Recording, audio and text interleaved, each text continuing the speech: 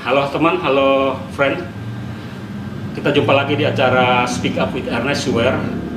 Dan edisi kita adalah dalam rangka Hari Kartini 21 April 2021. Seperti yang kita ketahui bahwa 2021 tepatnya tanggal 21 April bangsa kita memperingatinya sebagai Hari Kartini.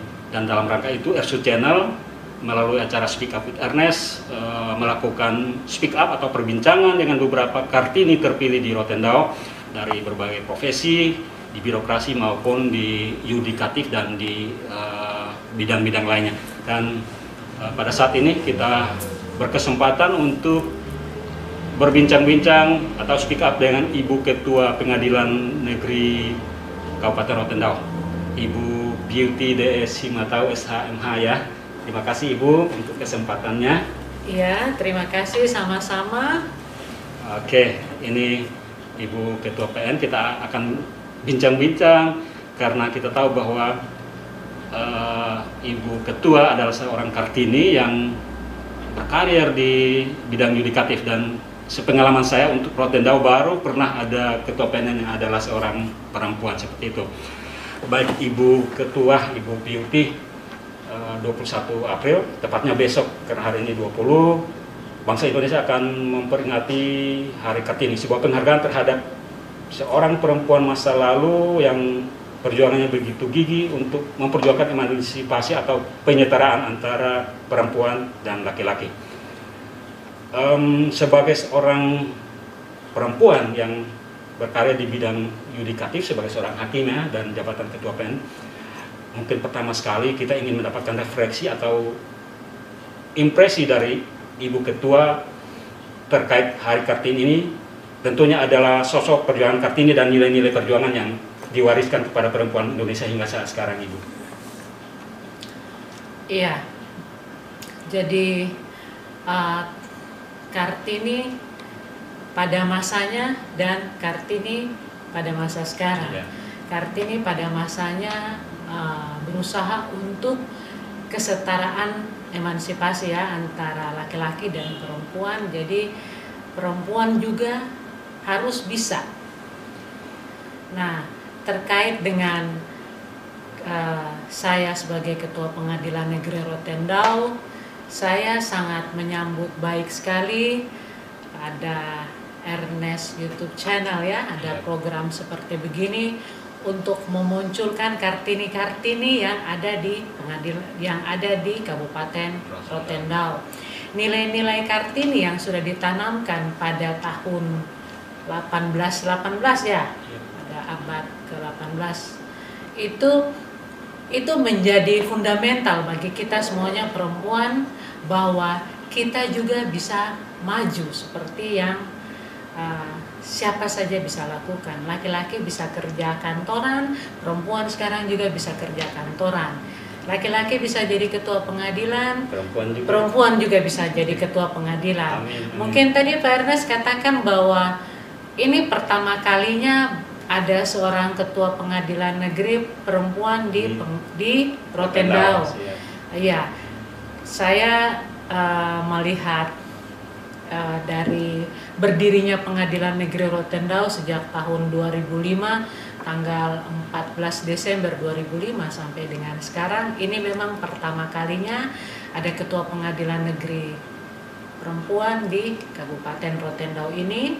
Dan untuk itu saya merupakan Ketua Pengadilan Negeri yang ke-8. Jadi nilai-nilai yang telah ditanamkan Kartini itu menjadi dasar bagi kita semuanya perempuan, pada umumnya wanita Indonesia, dan pada khususnya perempuan di wilayah Rotendao, Kabupaten Rotendao ini, untuk maju dan berkarya membangun Kabupaten Rotendao. Ya.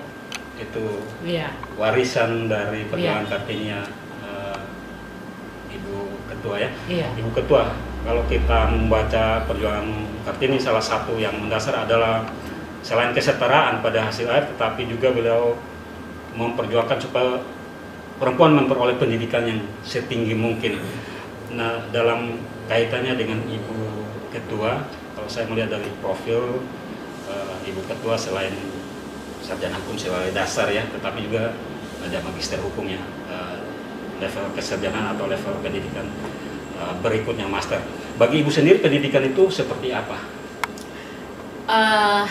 Untuk bagi diri saya sendiri, pendidikan itu sangat-sangat penting sekali. Itu menjadi dasar bagaimana dengan pendidikan itu menjadi dasar bagi kita seseorang untuk maju ke depannya, ya. Bagaimana dalam bekerja itu untuk nanti menunjang pekerjaannya itu dari pendidikan. Jadi sedapat mungkin untuk mungkin kalau di Indonesia Timur sini di NTT sudah bagus ya, tidak ada perbedaan antara laki-laki dan perempuan, jadi anak-anak perempuan juga disekolahkan yang sama, memperoleh hak yang sama dalam pendidikan. Itu saya apresiasi sekali, dan sebagai perempuan sendiri saya turut mengapresiasikan diri saya sendiri, karena waktu saya masuk jadi hakim itu saya hanya berpendidikan S1, tapi pada saat terjun menjadi hakim itu saya melihat bahwa belum cukup, saya harus S1. Iya, saya harus kembangkan diri saya sendiri untuk maju. Caranya bagaimana? Dengan sekolah. Sedikit Ibu, S1-nya di mana, S2-nya di mana? Saya S1-nya di paling timur dari provinsi dari Indonesia, ini provinsi paling timur, provinsi Papua. Saya kuliah S1-nya di Universitas Cendrawasih. Iya, di Uncen. Terus waktu saya ditugaskan untuk menjadi hakim di Palopo, bayangkan jarak Palopo dengan Kota Makassar itu begitu jauhnya, 360-an kilo. Hanya untuk mengejar S2 tuh tiap minggu saya bolak-balik. Karena saya sadar bahwa pendidikan ini sangat penting sekali. Saya tiap minggu harus bolak-balik hanya untuk kuliah S2. Karena untuk saya ini menjadi dasar saya ke depannya memajukan Mahkamah Agung. Karena pengalaman saya pribadi sendiri pun, saya memeriksa banyak orang-orang yang pendidikannya di atas saya. Iya, benar sekali. Iya, ada yang sarjana S1, S2, S3, dan bukan malah S3 saja. Profesor. Saya pernah memeriksa terdakwa itu seorang guru besar dari Universitas Hasanuddin, Profesor Baharudin Mapangaja. Dan itu memotivasi saya bahwa saya harus maju. Harus terus mengembangkan diri. Harus terus mengembangkan diri, harus maju. Iya. Bagaimana saya bisa maju kalau dari dalam diri saya sendiri tidak ada keinginan untuk itu. Walaupun sekolah perlu biaya atau apa, itulah memang harus ada yang dikorbankan. Jadi pada saat sekolah mungkin harus meninggalkan anak-anak tiap minggu ada 3 hari tidak masalah, karena segala sesuatu demi kemajuan diri sendiri. Toh saya kerja juga untuk anak-anak, untuk keluarga juga. Jadi memang pendidikan itu berbanding lurus dengan dengan peningkatan karir dan daya saing atau potensi diri ya Ibu, untuk bisa melompat lebih tinggi atau naik ke level yang lebih tinggi lagi dari karir. Iya. Dan karir untuk menduduki ketua pengadilan seperti begini sekarang ini di Mahkamah Agung itu bukan sesuatu hal yang mudah. Seperti dulu mungkin hal yang mudah, tinggal dilihat, oh ini minta jadi pimpinan, bisa jadi pimpinan. Zaman sekarang di Mahkamah Agung tidak seperti begitu. Zaman sekarang semuanya diberikan hak yang sama oleh pimpinan Mahkamah Agung untuk bersaing. Secara terbuka ya? Iya, secara terbuka. Jadi kami mau mengikuti fit and proper test. Asesmen berlaku. Asesmen berlaku. Jadi itu untuk psikotesnya itu memakai pihak ketiga. Dan bukan dari Mahkamah Agung sendiri. Materinya itu diberikan langsung oleh praktisi hukum. Iya, bukan oleh dirjen atau oleh kepala badan pengawas, oleh hakim agung sendiri yang langsung memberikan pertanyaan-pertanyaan wawancara. Dan proses seleksinya tuh sangat selektif, sangat ketat. Jadi betul-betul itu ingin didapatkan seorang pimpinan yang mampu untuk memimpin kantor, bukan secara akademik saja, tetapi secara kepribadian Integritas, juga ya. mampu untuk menjadi pimpinan. Seperti itu. Ibu Ketua, mungkin karena kita bicara bahwa salah satu karakter kepemimpinan adalah integritas. Sebagai seorang wanita yang memimpin satu lembaga pengadilan, dan mungkin juga hal yang sama terjadi untuk pemimpin wanita di lembaga pendidikan dan lembaga-lembaga yang, tapi saya lebih khusus ke lembaga pengadilan, bahwa perempuan itu kan, yang saya baca ya, bahwa banyak sekali keputusan-keputusan itu digerakkan oleh rasa. Lalu bagaimana ibu sebagai ketua PN tentunya tidak menihilkan konsep itu, tetapi kan sebagai hakim ketua harus mengutamakan fakta-fakta hukum dan hal-hal lain. Nah, ini bagaimana pergumulannya ini? Adakah ada pergumulan itu ketika misalnya dalam suatu permasalahan hukum harus dua hal ini bisa muncul dalam diri seorang ibu ketua? Iya. Sebagai seorang hakim pasti menyidangkan dan memutus perkara. Berbicara tentang integritas, integritas ini berbicara tentang kejujuran ya, tentang kejujuran, tentang moral, bagaimana cara berpikir, bersikap, dan bertingkah laku secara baik dan benar. Bukan secara baik saja, tapi juga secara benar. Ya, untuk itu kalau bertolak ukur daripada integritas yang menjadi acuan daripada kami hakim, saya sendiri sebagai hakim, bahwa kalau laki-laki pada umumnya berpikir menggunakan logika. Betul. Kalau perempuan berpikir menggunakan perasaan. Apa-apa di bawah perasaan.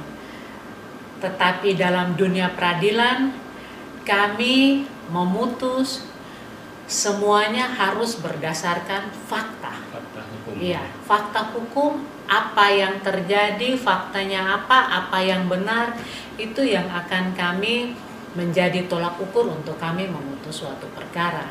Jadi betul-betul logika yang dipakai dalam cara berpikir, mengolah bahan, mengolah untuk suatu putusan baik dan benar. Ini baiknya putusannya berapa lama, itu kami tidak memakai perasaan. Kami mempertimbangkan sosial berbagai sisi ya, berbagai aspek, dari sisi sosial, dari sisi yudikatif, itu kami pertimbangkan itu semuanya.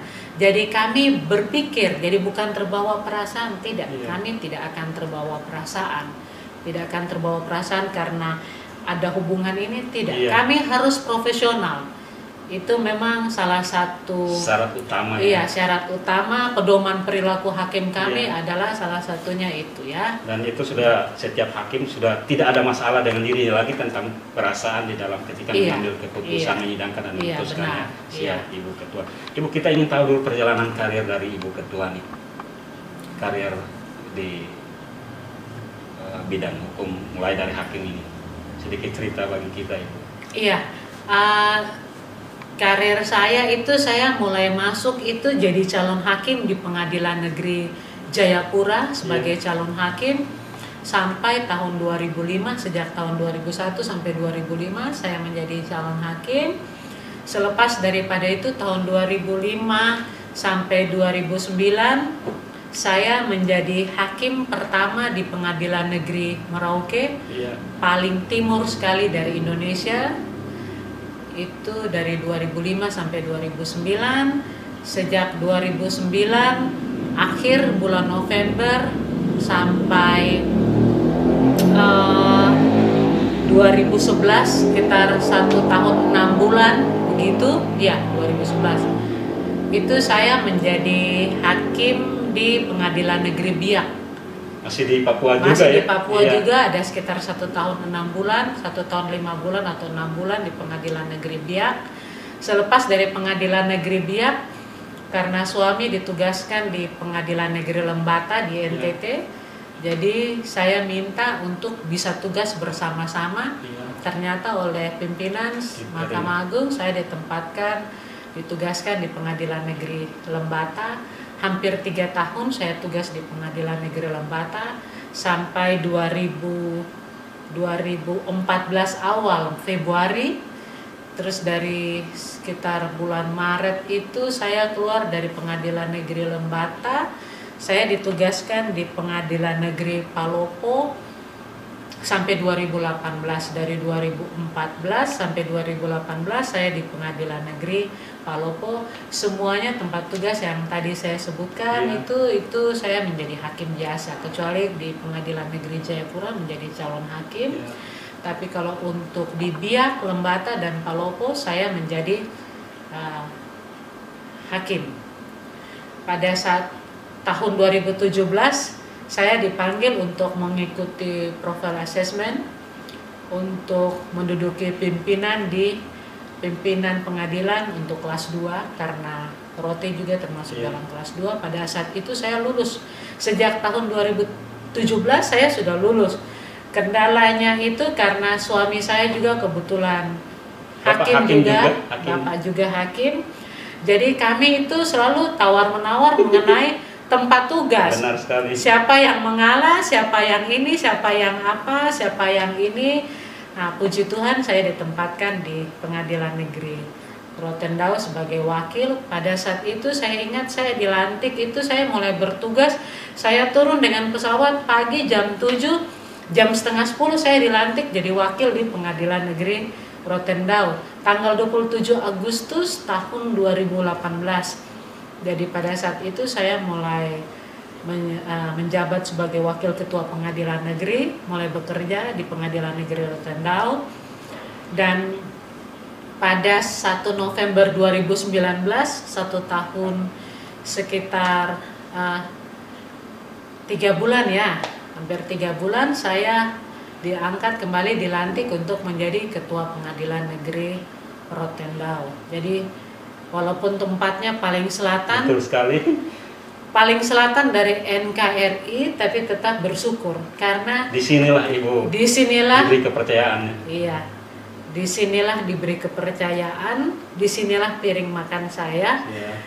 Karena tidak semua orang bisa menduduki jabatan untuk menjadi ketua pengadilan, apalagi seorang perempuan ya. Seorang perempuan menduduki jabatan seperti begini, hanya beberapa saja yang bisa seperti begitu. Bapak di mana sekarang dinas? Bapak kebetulan dinas sebagai wakil ketua pengadilan di Pengadilan Negeri Soe. Sebelumnya saya tugas di sini sebagai wakil, Bapak tugas jadi hakim di Pengadilan Negeri Kupang. Begitu Bapak juga lulus untuk profil asesmennya sebagai wakil ketua, 8 bulan tugas di Pengadilan Negeri Kupang. Bapak juga diangkat menjadi wakil ketua di Pengadilan Negeri Soe. Jadi Bapak sekarang posisinya jadi wakil ketua Pengadilan Negeri Soe dan saya ketua Pengadilan Negeri di Rotendao. Dan Ibu ketua, Bapak wakil ya? Tapi iya, mungkin kelas PN-nya sama ya? Sama. Boleh tahu Bapak memang asli NTT, ketemunya di mana nih Bu? Kalau saya bilang Bapak tuh orang asli NTT, saya bilang Bapak tuh orangnya orang Flow Bamora. Jadi kalau ditanya Bapak orang apa? Iya, orang NTT tapi Flow Bamora. Campuran. Karena Bapak itu punya mama orang Sabu. Iya. Marganya Haba. Terus Bapak punya bapak ini mertua laki-laki saya itu campurannya sudah Rote, Atambua, dan Alor. Jadi ini walaupun ini apa? Dari garis keturunannya. Iya, garis keturunannya Alor. Tapi campur. Sudah campurannya banyak sekali. Saya bilang lebih banyak Sabunya. Terus Bapak sendiri lahir di ND, di Flores. Makanya saya panggil Flow Bamora. Flores apa tuh? Ini Rote ada rotenya, Iya, ada timur. sabu ada sabunya, timur ada atam buahnya karena campurannya itu ada atam buah, ada rote, ada alor, ada sabu, terus lahirnya di ND. Bapak nama boleh tahu? Kalau bapak suami namanya Wempi William, Iya.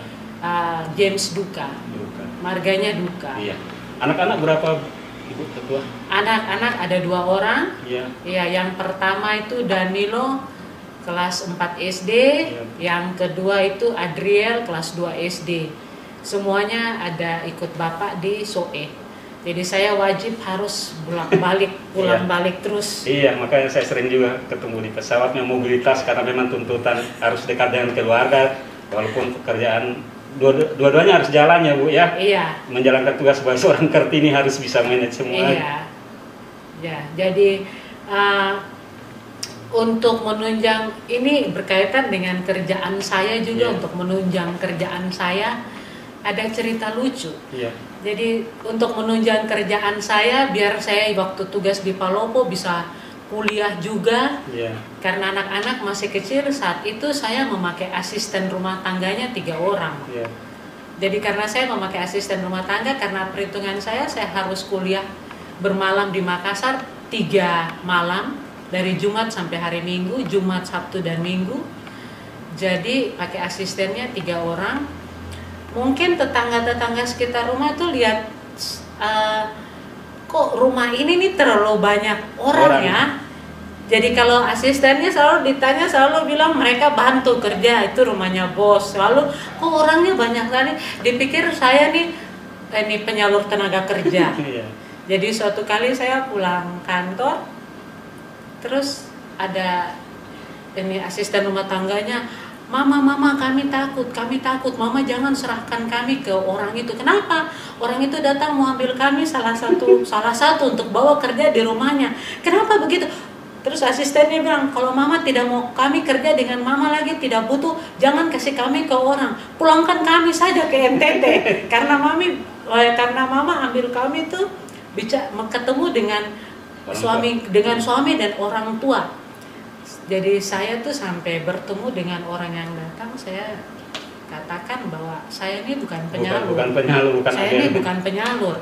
Saya ini karena anak-anak kecil, sangat kecil, untuk menunjang kerjaan saya, karena saya harus sidang dari pagi sampai malam jam 8 saya harus di kantor.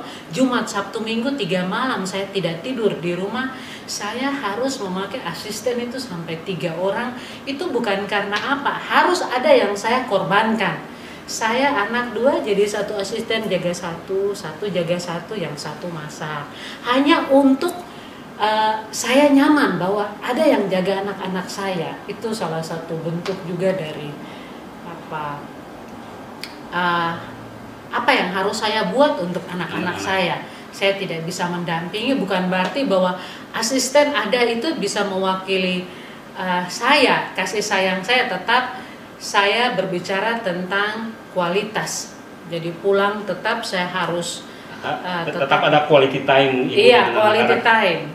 Karena bagaimanapun saya setiap minggu pulang itu saya harus masuk dapur.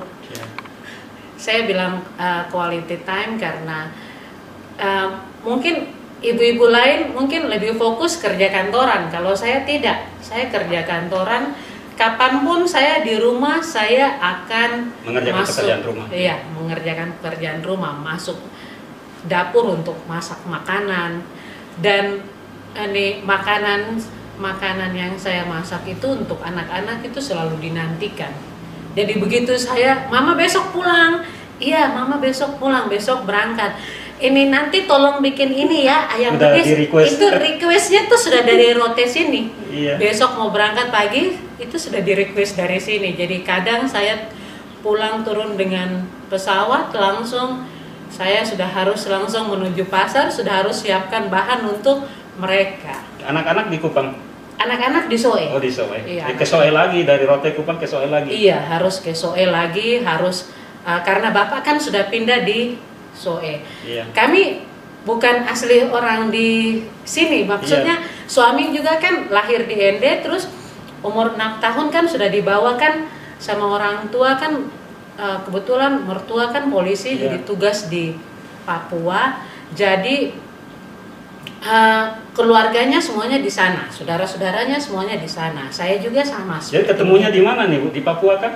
Ketemunya di Papua. Di Papua. Ketemunya di Papua. Jadi karena kami orang dari sana, kami di sini kami tidak punya rumah kalau di Iya. Kupang. Jadi untuk menunjang kami ya, ini kami anak kos kalau di Kupang. In the coast ya. In the kos, ada kami sewa satu kamar kos hanya untuk transit. Iya, transit. Iya, Dari- transit sambil tunggu bapak turun dari Soe menjemput, transit dulu sebentar di kamar kos, nanti jemput baru balik. Udah berapa tahun di Rote Bu, hitung-hitung? Hitung-hitung saya dari Agustus 2 tahun setengah ya. 2 tahun setengah Gimana saya. kesannya tentang Rote Bu? Betah cukup. Saya kalau suasana kantor di sini saya nyaman. Saya selalu berpedoman pada 3M, Iya. 3D. Iya. Saya bilang 3M karena ingat ini ya, Prokes. prokes. 3D. Saya selalu tuh berpedoman 3D, jadi dinikmati, disyukuri, dijalani. Iya. Pasti itu nyaman tugas di suatu tempat ya, apalagi tugas di Rote sini saya nyaman itu karena suasana kerjanya, Pemda mendukung kami. Ada kerjasama yang Iya, baik, ada kerjasama relasi yang baik, kerjasama yang baik. Pemda mendukung kami kayak fasilitas kesehatan di sini ada dokter, terus suasana kerja di sini juga baik, bagus. Kami di sini pegawainya sedikit, cuma Iya. 14 orang. Iya. 14 itu pun baru penambahan 2 orang sejak Februari kemarin, itu tambahan 2 orang jadi 14. Sebelumnya 12, tapi sekarang sudah 14. Tapi puji Tuhan kami juga didukung oleh 12 orang tenaga pegawai pemerintah, Iya. yang non pegawai negeri, Tenaga jadi kontrak tenaga maksudnya, kontrak iya. lah ya. Ada 12 orang yang membantu kami. Jadi kami jumlah total di sini tambah hakim 6 orang, jadi ada 32 orang. Suasana kerja sini sangat mendukung, masyarakat di sini juga familiar, menyapa bagus, terus perkara juga di sini tidak banyak. Saya berpatokan bahwa suatu daerah kalau perkara pidananya tidak banyak, sedikit, berarti daerahnya berarti aman.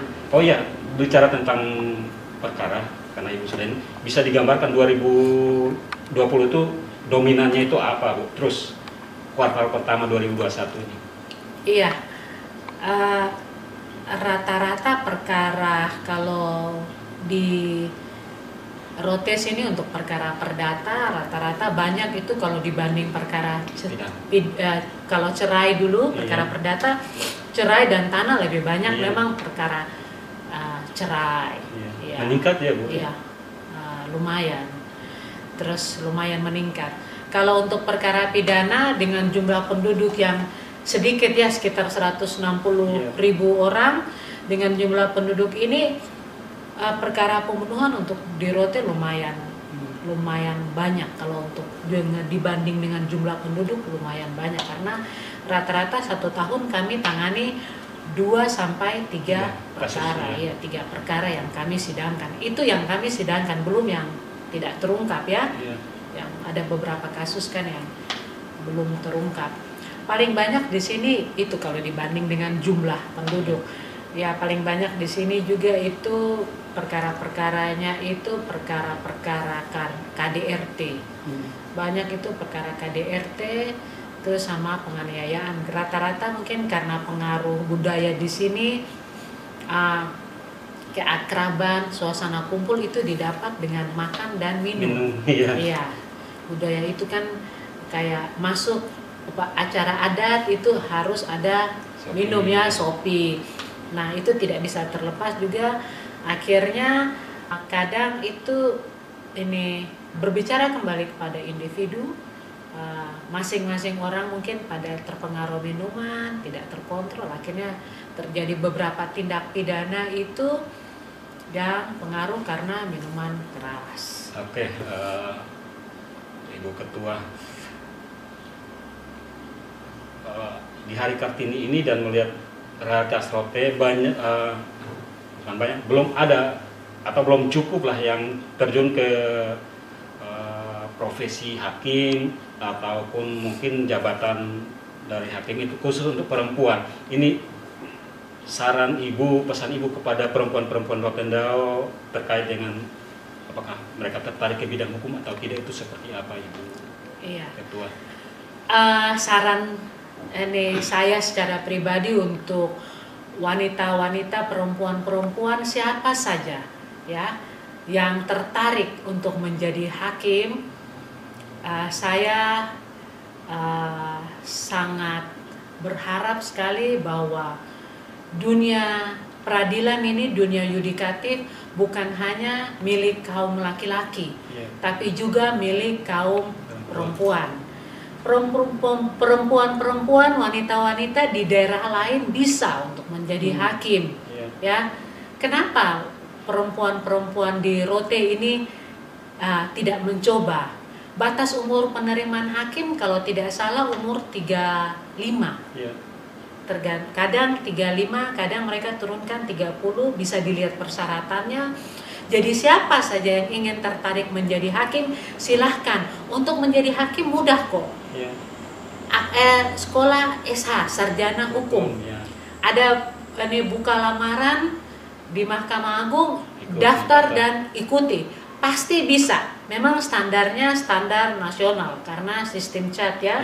Sistem CAT. Setelah lulus nanti diwawancarai oleh Hakim Agung dan psikotesnya itu pihak ketiga biasanya dari UI. Tapi pesan saya kepada seluruh wanita yang ingin menjadi hakim, kalau perempuan di luar sana bisa, perempuan Rotendao juga harus bisa. Bagaimana? Jangan katakan kata tidak bisa kalau kalian tidak pernah untuk mencoba. Mencoba dulu, usaha dulu, begitu tidak bisa baru ada kata tidak bisa. Kalau selama belum ada kata tidak bisa, maju terus pantang mundur.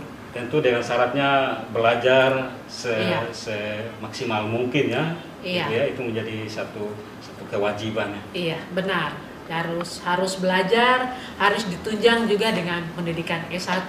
S2-nya gampang, yang penting menyusul, yang penting S1-nya. Karena yang disyaratkan kan S1 untuk menjadi seorang hakim. Kita doakan ke depan ada Kartini-Kartini Rotendao yang terjun ke dalam bidang hukum, menjadi hakim, bahkan ada yang sampai level seperti Ibu Ketua juga. Amin, amin, amin. Iya. Ibu Ketua, terakhir sekali, pesan Ibu sebagai Kartini masa kini di bidang yudikatif untuk perempuan-perempuan Rotendao secara umum dalam rangka Hari Kartini ini, Ibu. Iya, pesan saya untuk perempuan, wanita-wanita di Kabupaten Rotendao bahwa apa yang laki-laki lakukan bisa, kita sebagai perempuan-perempuan juga bisa lakukan. Tidak ada kata tidak bisa zaman sekarang. Semuanya itu bisa kita lakukan asal ada kemauan untuk kita maju. Untuk ada kemauan itu harus dari dalam diri kita sendiri, harus ada keinginan untuk maju. Ada keinginan untuk maju bagaimana? Saya punya pesan yang mendasar itu, berpikir yang sangat sederhana itu seperti begini. Orang lain makan nasi, saya makan nasi. Kalau orang lain bisa, saya harus juga bisa. Saya tidak bisa kalau yang lain makan paku, saya makan nasi. Iya kan? Selama